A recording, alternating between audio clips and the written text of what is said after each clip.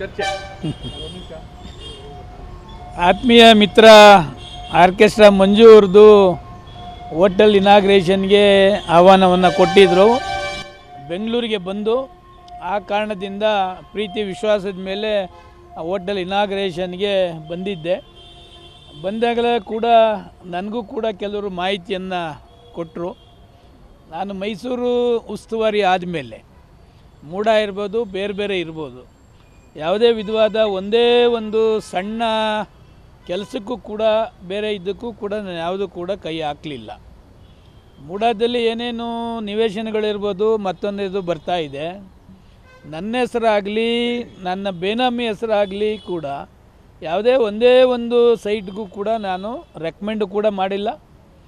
ನನ್ನ ಹೆಸರನ್ನ ಯಾಕೆ ಎಳಿತಾ ಇದ್ದಾರೆ ಅಂತಕ್ಕಂಥದ್ದು ನನಗೂ ಕೂಡ ಮಾಹಿತಿ ಇಲ್ಲ. ಒಂದೇ ಒಂದು ನನ್ನ ಹೆಸರಾಗಲಿ ನನ್ನ ಬೇನಾಮಿ ಹೆಸರಾಗಲಿ ಯಾರಾದರೂ ಅದನ್ನು ಖಚಿತಪಡಿಸಿದ್ರೆ ಇವತ್ತೇ ಶಾಸಕ ಸ್ಥಾನಕ್ಕೆ ರಾಜೀನಾಮೆ ಕೊಟ್ಟು ಹೊರಡ್ತೀನಿ.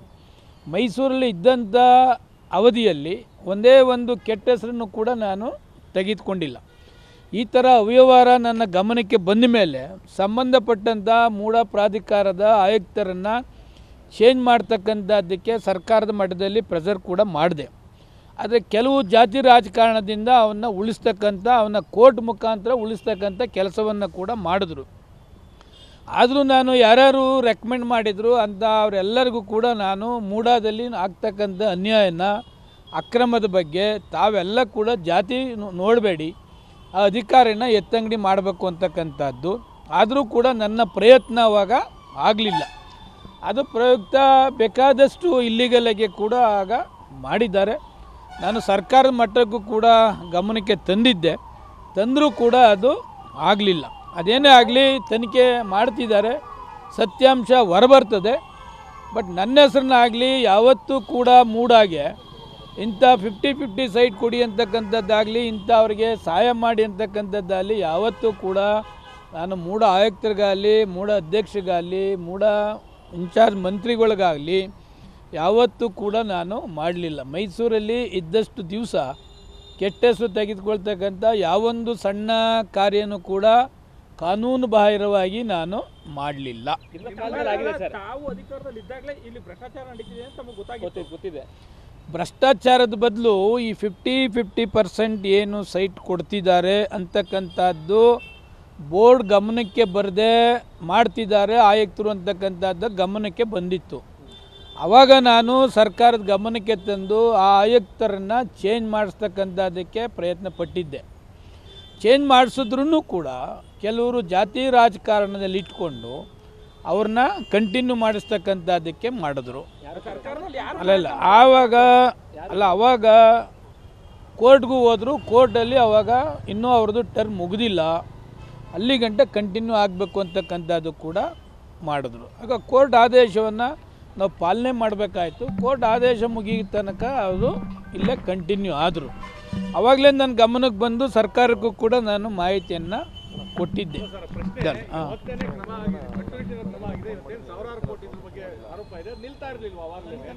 100% ಆಗೋದು. ಬಟ್ ನಮ್ಮ ಪ್ರಯತ್ನ ನಾವು ಮಾಡಿದ್ದೆ, ಬಟ್ ಅದು ಫಲಪ್ರದ ಆಗಲಿಲ್ಲ. ಆವಾಗಲೇ ನನ್ನ ಗಮನಕ್ಕೆ ಇದು ಬಂದಾಗಲೇ ಆಗಿನ ಮುಖ್ಯಮಂತ್ರಿಗಳಿಗೆ ಮತ್ತು ಆಗಿನ ಮೂಡ ಇವ್ರಿಗೂ ಕೂಡ ಗಮನಕ್ಕೆ ತಗೊಂಡು ಬಂದಿದ್ದೆ.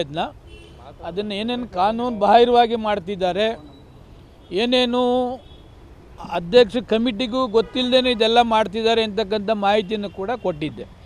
ಇನ್ನೂ ಒಂದು ಹೆಜ್ಜೆ ಮುಂದಕ್ಕೆ ಹೋಗಿ ಒಂದು 400 ಸಬ್ಜೆಕ್ಟು ಮೂಡಾದಲ್ಲಿ ಬರ್ತಾರೆ ಅಂತ ಇಟ್ಕೊಳ್ಳಿ. ಎಕ್ಸಾಂಪಲ್ಲಾಗಿ 1ರಿಂದ 25 ಈ ಶಾಸಕರದು, 25ರಿಂದ 75 ಈ ಶಾಸಕರದು, 75ರಿಂದ 150 ಈ ಶಾಸಕರದು. ಯಾವ ಸಬ್ಜೆಕ್ಟು ಕೂಡ ಚರ್ಚೆಗೆ ಬರೋದಿಲ್ಲ ಅಂತಕ್ಕಂಥದ್ದನ್ನು ಕೂಡ ಜಿಲ್ಲಾಧಿಕಾರಿಗಳು ಗಮನಕ್ಕೆ ತಂದಿದ್ದರು. ಜಿಲ್ಲಾಧಿಕಾರಿಗಳು ಕೂಡ ಅನೇಕ ಪತ್ರವನ್ನು ಕೂಡ ಬರೆದಿದ್ದರು. ಆದರೂ ಕೂಡ ಸರ್ಕಾರದ ಮಟ್ಟದಲ್ಲಿ ಅದು ಆಗಲಿಲ್ಲ. ಈಗಲಾದರೂ ಸರ್ಕಾರ ಎಚ್ಚೆತ್ತುಕೊಂಡು ಏನೆಲ್ಲ ಕಾನೂನು ಬಾಹಿರವಾಗಿ ಆಗ್ತಿದೆ ಅದನ್ನು ಮುಂದೆನಾದರೂ ಕೂಡ ತಡಿತಕ್ಕಂಥ ಪ್ರಯತ್ನವನ್ನು ಮಾಡಬೇಕು ಅಂತಕ್ಕಂಥದ್ದು ನನ್ನ ಒಂದು ಮನವಿ. ಶಾಸಕರುಗಳ ಹಿತಾಸಕ್ತಿನೇ ಜಾಸ್ತಿ ಇತ್ತು ಅಂತ ನಾವು ಮೂಡಾದಲ್ಲಿ 100% ಅವ್ರದ್ದೇ ತಾನೇ. ಈಗ ಬೋರ್ಡ್ ಮೀಟಿಂಗ್ನಲ್ಲಿ ಯಾವುದೂ ಕೂಡ ಸಬ್ಜೆಕ್ಟು ಚರ್ಚೆ ಆಗದೇನೆ 1ರಿಂದ 25, 35 ಇವ್ರದ್ದು ಈ ಸಬ್ಜೆಕ್ಟು ಇವ್ರದ್ದು ಈ ಸಬ್ಜೆಕ್ಟು ಅಂತಂದರೆ ಮೂಡ ಇರ್ತಕ್ಕಂಥ ಉದ್ದೇಶ ಏನು?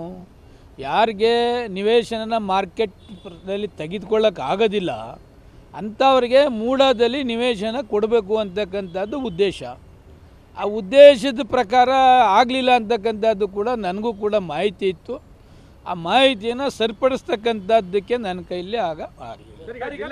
ಕೂಡ ಬರ್ತಾ ಇರ್ತಕ್ಕಂಥದ್ದು ತಮ್ಮ ಅವಧಿಯಲ್ಲಿ ಇಷ್ಟೆಲ್ಲ ಆದ್ರೂ ಕೂಡ ಏನು ಆಗಿಲ್ವಲ್ಲ ಅನ್ನೋ ಕಾರಣಕ್ಕೆ ಈ ಸಂದರ್ಭದಲ್ಲಿ ತಮ್ಮ ಹೆಸರು ಕೂಡ ತಳಕಾಗ್ತದೆ. ತಮಗೆ ಜವಾಬ್ದಾರಿ ಹೊರುವಂಥದ್ದಿಲ್ವಾ ಅಂತ ಈ ಪ್ರಕರಣ? ಅಲ್ಲ, ಜವಾಬ್ದಾರಿ ಇರ್ತಾರೆ, ಜವಾಬ್ದಾರಿ ಇಲ್ಲ ಅಂತ ಹೇಳಲ್ಲ. ಆದರೆ ನಾನು ಮೂಡದಲ್ಲಿ ಒಂದೇ ಒಂದು ನಿವೇಶನ ಆಗಲಿ ಒಂದು ಬೇನಾಮಿ ಆಗಲಿ ಯಾವತ್ತೂ ಕೂಡ ನಾನು ಮೂಡಾಗೆ ಕೇಳ್ತಕ್ಕಂಥದ್ದಲ್ಲಿ ರೆಕಮೆಂಡ್ ಮಾಡ್ತಕ್ಕಂಥದ್ದಲ್ಲಿ ಯಾವತ್ತೂ ಕೂಡ ನಾನು ಮಾಡಲಿಲ್ಲ. ಒಂದೇ ಒಂದು ನಿದರ್ಶನ ಕೊಟ್ಟರು ಕೂಡ ಈ ಶಾಸಕ ಸ್ಥಾನಕ್ಕೆ ರಾಜೀನಾಮೆ ಕೊಟ್ಟು ಹೋಗ್ತೀನಿ ವಿನ ಮೈಸೂರಲ್ಲಿ ಇದ್ದಂಥ ಪೀರಿಯಡ್ನಲ್ಲಿ ಅವ್ಯವಹಾರಕ್ಕೆ ಆಸ್ಪದ ಕೊಡ್ತಕ್ಕಂಥ ಯಾವೊಂದು ನಿದರ್ಶನ ಕೂಡ ನಾನು ಮಾಡಲಿಲ್ಲ.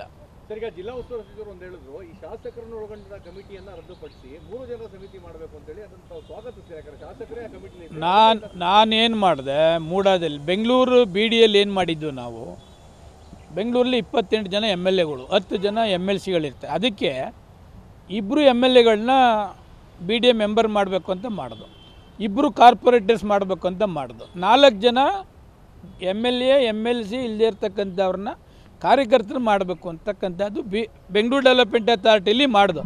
ಬಟ್ ಮೈಸೂರಲ್ಲಿ ಏನಾಗಿದೆ, ಇರೋ MLAಗಳೆಲ್ಲ ಜೂರಿಡಕ್ಷನ್ ಮೈಸೂರು, ಬೆಂಗಳೂರು, ಚಾಮರಾಜನಗರ ಎಲ್ಲ.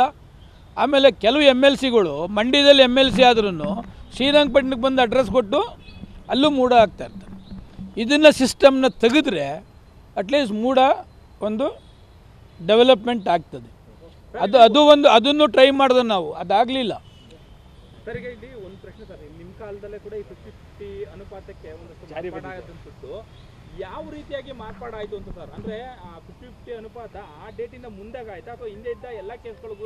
ಇಲ್ಲ ಕೆಲವು ಈಗ ಬೆಂಗಳೂರು ಡೆವಲಪ್ಮೆಂಟ್ ಅಥಾರಿಟಿಲಿ 40-60 ಅನುಪಾತದಲ್ಲಿ ಆಯಿತು. ಯಾರು ಜಮೀನು ಕೊಡ್ತಾರೆ ಅವ್ರಿಗೆ 40 ಡೆವಲಪ್ಮೆಂಟ್ ಸೈಟ್ಸ್ ಕೊಡಬೇಕು ಅಂತಕ್ಕಂಥದ್ದು ಆಯಿತು. ರಿಂಗ್ ರೋಡ್ ಇತ್ತು, 10.5 ಎಕರೆ ರಿಂಗ್ ರೋಡು ಬೆಂಗಳೂರಿನಲ್ಲಿ. ಮುಖ್ಯಮಂತ್ರಿಗಳಿಗೆ ಹೇಳಿ ನಾನೇ ನನ್ನ ಕಾನ್ಸ್ಟಿಟ್ಯೂನ್ಸಿಲಿ 50-50 ರಿಂಗ್ ರೋಡ್ಗೆ ಹೋಗ್ತಕ್ಕಂಥ ಜಮೀನಿಗೆ ಮಾಲೀಕರಿಗೆ 50% ಡೆವಲಪ್ಮೆಂಟ್ ಸೈಟ್ ಕೊಡಬೇಕು ಅಂತ ಅಲ್ಲಿ ಮಾಡಿದ್ದೀವಿ. ಇಲ್ಲಿ ಅದಕ್ಕಿಂತ ನಾನು ಬರೋದಕ್ಕಿಂತ ಮುಂಚಿಂದನೂ ಇತ್ತಿದ್ದು 50-50 ಮಾಡಬೇಕು ಅಂತಕ್ಕಂಥದ್ದು. ಯಾವುದಕ್ಕೆ ಮಾಡಬೇಕು ಏನಂತಕ್ಕಂಥದ್ದು ಚರ್ಚೆ ಮಾಡಬೇಕಾಯ್ತು. ಇಲ್ಲಿ ಚರ್ಚೆ ಏನು ಇರಲಿಲ್ಲ. ಇಲ್ಲಿ ಕಮಿಷನರ್ ಯಾರಿದ್ರು ಬೋರ್ಡ್ಗೆ ತರ್ತಕ್ಕಂಥದ್ದು, ಬೋರ್ಡ್ ಚೇರ್ಮನ್ ಕನ್ಸಲ್ಟ್ ಮಾಡ್ತಕ್ಕಂಥದ್ದು ಯಾವುದೂ ಕೂಡ ಮಾಡ್ತಾ ಇರಲಿಲ್ಲ. ಅವರಾಗಿದ್ದವರೇ ಓನ್ ಡಿಸಿಷನ್ಗೆ ತೆಗೆದುಕೊಳ್ತಕ್ಕಂಥದ್ದಿತ್ತು. ಅದೆಲ್ಲ ಈಗಲಾದರೂ ತಪ್ಪಿಸ್ತಕ್ಕಂಥ ಕೆಲಸವನ್ನು ಮಾಡ್ತಾರೆ ಅಂತಕ್ಕಂಥದ್ದು